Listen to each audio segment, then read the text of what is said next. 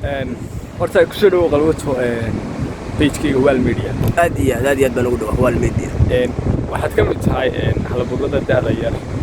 haddana qoraayada haddana bulshada magac ku dhexle ha noqoto mid saxafi iyo mid hawlwadeen wuxuu doon ha noqday ma dhow wax soo saartay bug la yimaado bulshada takhasuska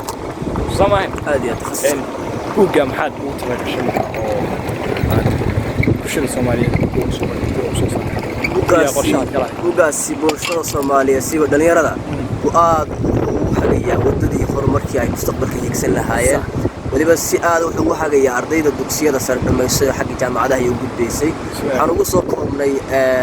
kulliyadaha jaamacadaha lagu baran jiray oo dhan daliya dibadba oo mid walba u faahfaahinaya kulliyadu waxay tahay iyo waxa uu ku baranayo iyo markuu barto kadib waxa uu furay inuu noqdo mustaqbalka uu ka shaqeyn doono waliba qaybtiisa hore oo kaga hadlaya caqabadihii iyo wadadii iyo habkii uu mari lahaa kulliyadaha marka awal meesha mari lahaa arday kulliyad gali lahaa ka bixi lahaa mid kale gali lahaa hadda waxa uu yahay akhriso buuggaas ka doorbiyaha ka wallahi ma sha Allah dhalinyaro aad badan bad ka caawisay kuwa aad badan bay soo weydiinaya kastoo qiimihiisu aad u jabaya aad iyo aad u raqiis yahay xitaa inta aan waxba haysan ma gadan kartaa hal maalin xamaal galaan weeye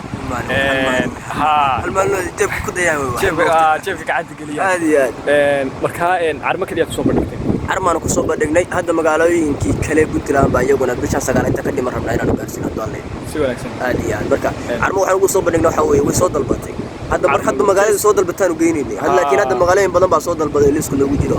aanu rabnaa inaan u geyno Facebook waad marka aad iyo aad baa mahadsantahay adigu Wal Media waxaan kala soconaynaa